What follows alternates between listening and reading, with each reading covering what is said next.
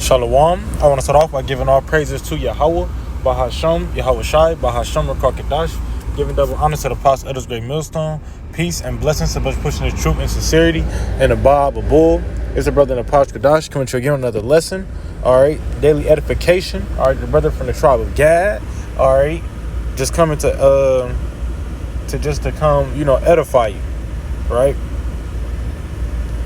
All right, now this is a story about Hebrews, right?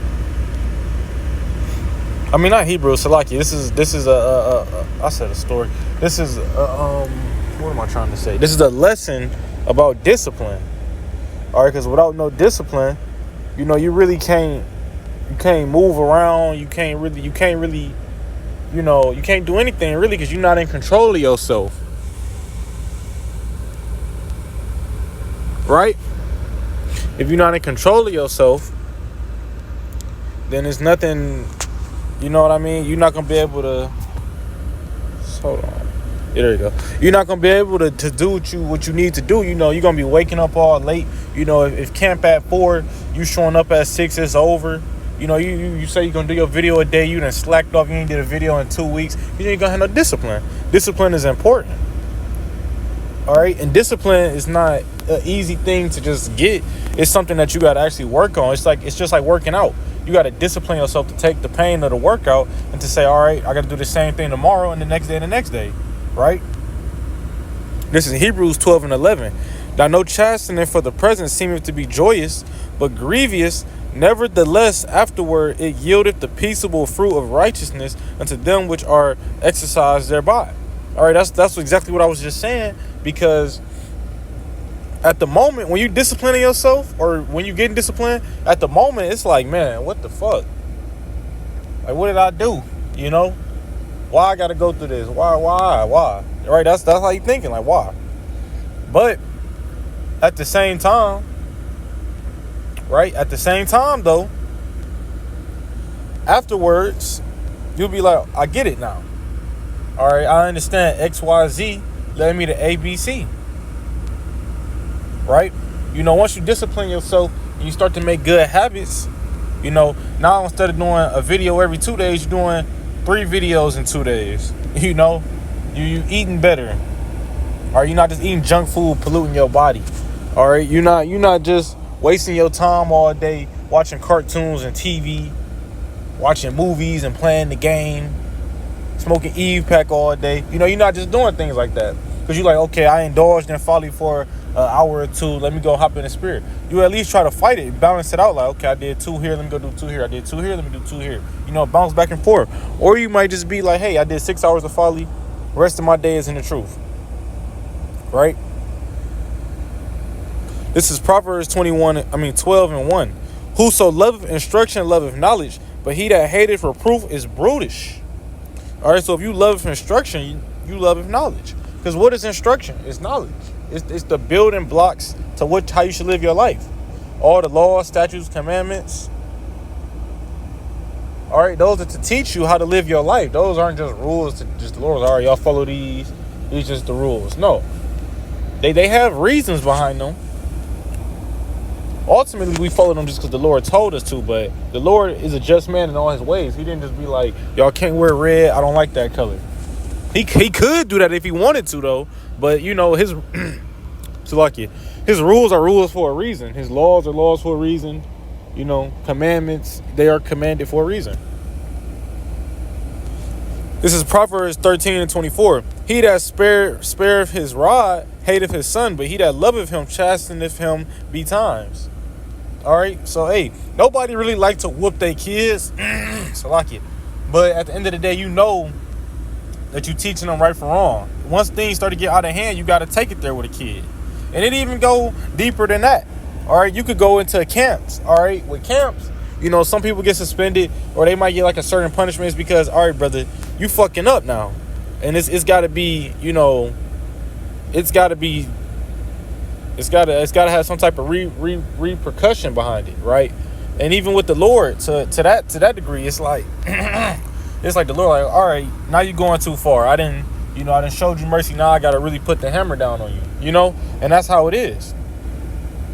Because you better off receiving that heavy punishment than the Lord, brothers or your parents, they just letting you slip by and just, because you're gonna fall into a dark path. You're gonna start doing what you want to do, and then boom, you just out of here.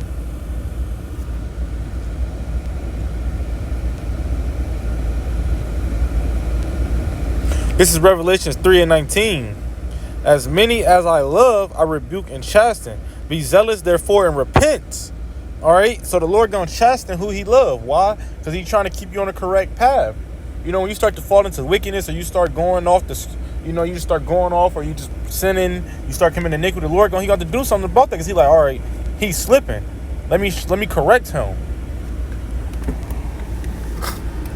All right? Why do you think the Lord put our people as a nation into slavery? Salakia, the camera cut off, but hey, like I was saying, though, it's all about correction at the end of the day.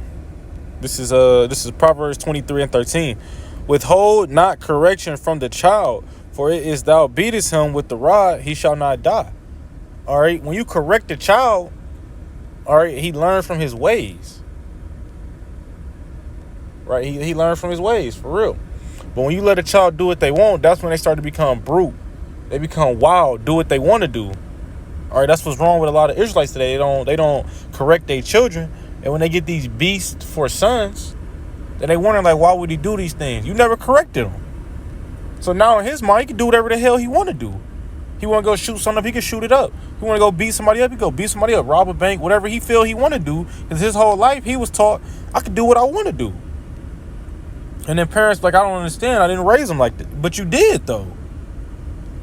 Now, I can see if you raised your child in the correct way and he just chose wickedness, yeah, that's on him then, But if you actually chastening your child and, you whoop them, or, even, different kids, different things. Some kids you just talk to them. Some kids you got to whoop them.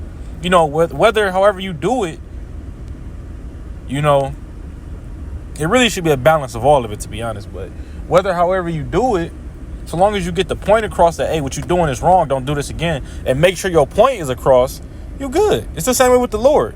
The Lord don't always bring the hammer down on us. Maybe it might be something small, like you might be having an off thought and you stub your toe and you like, damn, let me chill out. I'm thinking crazy. Something as small as that could be correction. Because you corrected, right? You corrected your thoughts, right? See? Something as little as that could make a big impact. Same thing with a child and a parent. Our physical blood parents, they could take a toy away from you as a kid. Like, man, you slacking. You ain't been cleaning up. All right, give me the toys. All right, you going to be in your head like, damn, like, all right, let me start cleaning up so in my spare time, I got something to do instead of just sitting around this dirty house. Now you got a clean house and your toys. That's how things work. It's correction. It's the same way in this truth. I keep saying, because the Lord is our Father. That's why I keep comparing him to the situation with the parents. That stuff is real.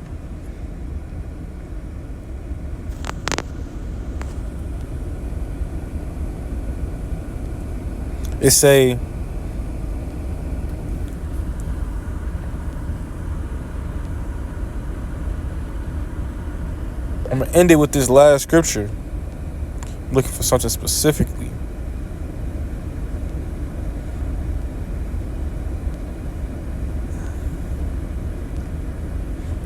All right, this is Proverbs 25:28.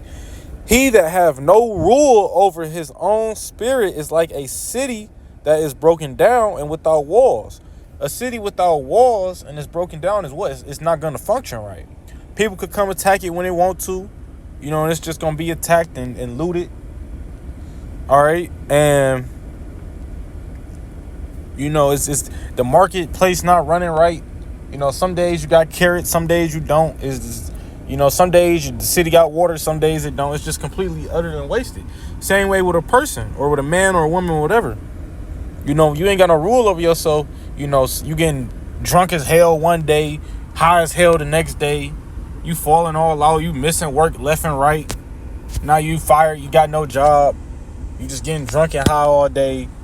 But you partying on the weekend with your little money you do got. It's just the same thing. You don't have no rule over yourself. You're not in control. You letting the world just take advantage of you, right? But hey, I hope this was edifying. Don't let the world take advantage of you. Be in control of yourself, right? Discipline yourself. Make good habits, all right? With that, I want to give all praises to Yahweh, Bahasham, Yahweh Shai, Bahasham, Rakakadash, giving double honor to the Apostle Elders Great Millstone. Peace and blessings to pushing the truth and sincerity in the Bible.